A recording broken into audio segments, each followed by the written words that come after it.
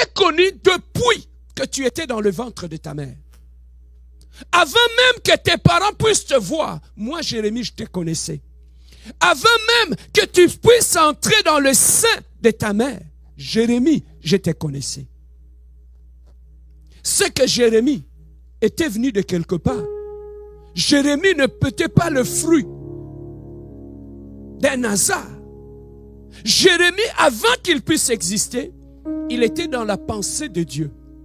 C'est qu'en créant Jérémie, ou en te créant, Dieu t'a créé pour un but. Dieu pour un but.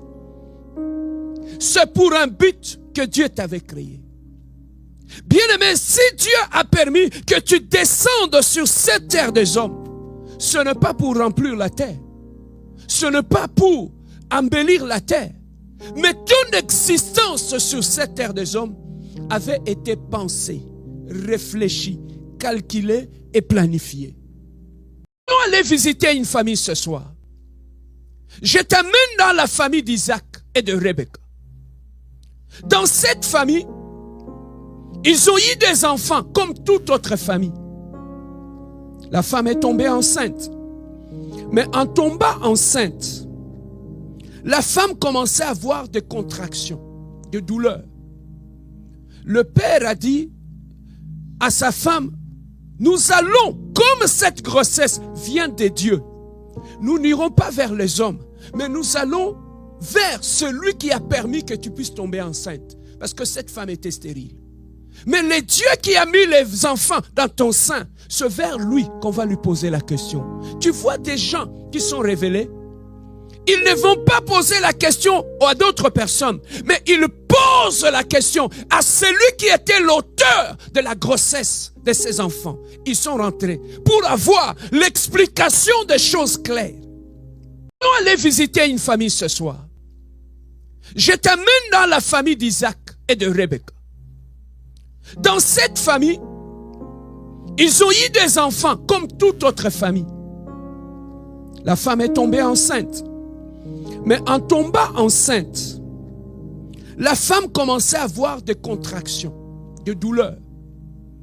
Le père a dit à sa femme, nous allons, comme cette grossesse vient de Dieu, nous n'irons pas vers les hommes, mais nous allons vers celui qui a permis que tu puisses tomber enceinte. Parce que cette femme était stérile. Mais le Dieu qui a mis les enfants dans ton sein, c'est vers lui qu'on va lui poser la question. Tu vois des gens qui sont révélés, ils ne vont pas poser la question à d'autres personnes, mais ils posent la question à celui qui était l'auteur de la grossesse de ces enfants. Ils sont rentrés pour avoir l'explication des choses claires. Tu vois des gens qui sont révélés, ils ne vont pas poser la question à d'autres personnes, mais ils posent la question à celui qui était l'auteur de la grossesse de ces enfants. Ils sont rentrés pour avoir l'explication des choses claires. Bien-aimés dans le Seigneur, je voulais ouvrir une parenthèse. Le problème avec nous les chrétiens aujourd'hui, nous ne savons pas que nous venons de l'éternité. Nous ne savons pas que nous venons de l'éternel. Nous ne savons pas que c'est lui qui nous a envoyés sur cette terre des hommes. Il nous a envoyés pour un but. Mais notre ignorance fait en sorte que dans notre cheminement dans la vie, quand nous avons des problèmes, au lieu de retourner vers Dieu et consulter le Dieu qui nous a créés, on va vers les hommes. Dieu a dit à Jérémie, je t'avais connu avant même que les gens puissent te connaître. Je connais ton origine, je connais ta mission. C'est Dieu qui était en train de parler à Jérémie. Il a dit ta mission. C'est Dieu qui était en train de parler à Jérémie. Il a dit, Jérémie, ne te perds pas. Moi, aussi longtemps que tu es devant moi, je te connais. Plus que tes parents. Et voilà, bien-aimé, dans cette famille, Isaac ramènera sa femme vers le prophète. Le prophète a eu le temps de consulter Dieu. Seigneur, il y a des enfants dans le ventre de cette femme. Ils veulent te consulter et connaître quelle est ta pensée par rapport à la grossesse de ces enfants. Et lorsque le prophète avait commencé à prier, la première des choses, Il y avait deux jumeaux qui étaient dans le ventre de cette femme. Mais écoute le langage du prophète. Il dit, quand je suis en train de prier devant Rebecca, il dit à Rebecca, je ne vois pas des enfants dans ton ventre. Je ne sais pas. Ton mari a dit que tu es enceinte. Mais lorsque je porte des...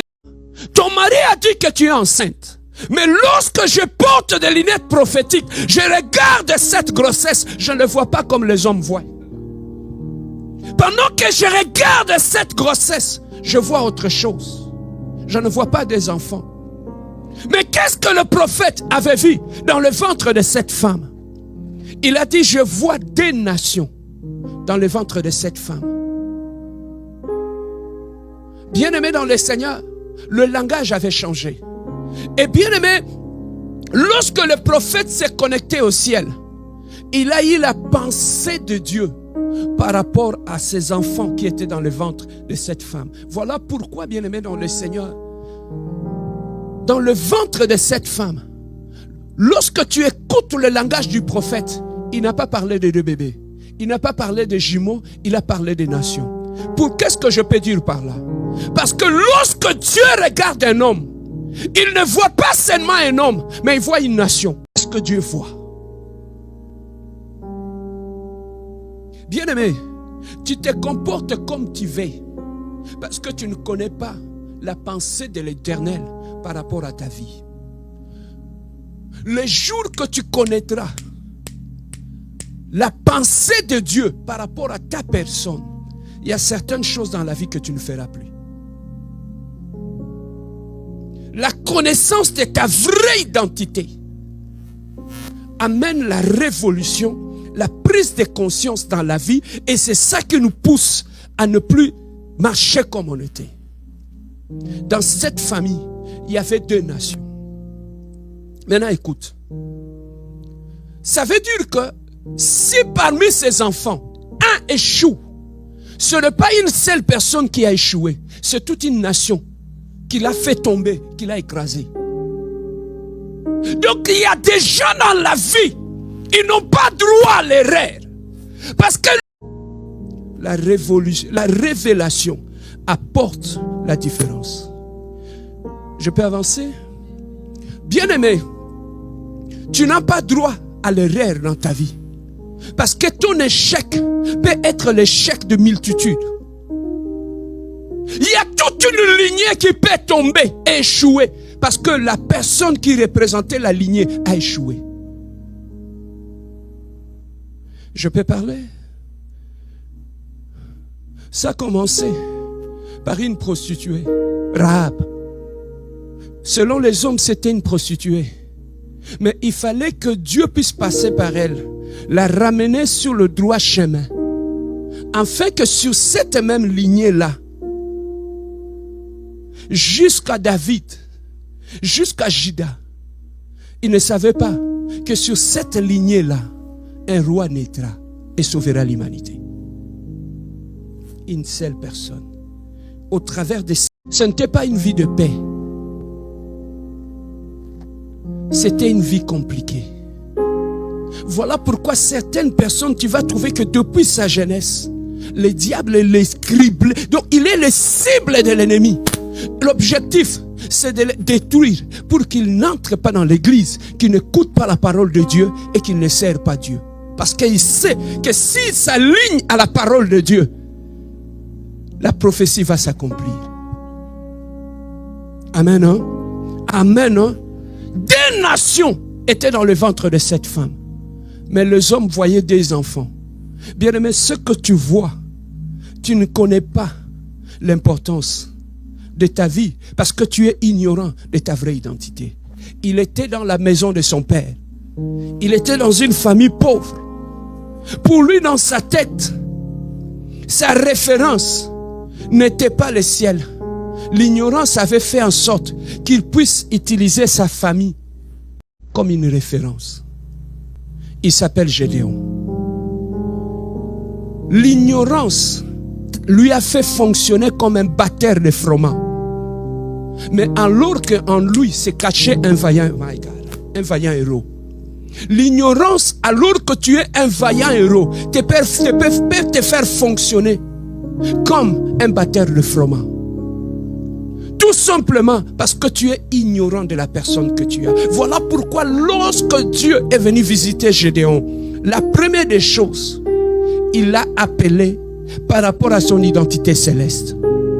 Parce que lorsque Dieu nous regarde, Dieu ne nous regarde pas au travers de nos passés, de nos erreurs ou de notre famille. Mais lorsque Dieu nous regarde, il nous regarde par rapport à l'identité qu'on portait lorsqu'on était à l'éternité. Voilà pourquoi il y a des noms. Moi, papa, tu peux être un prophète.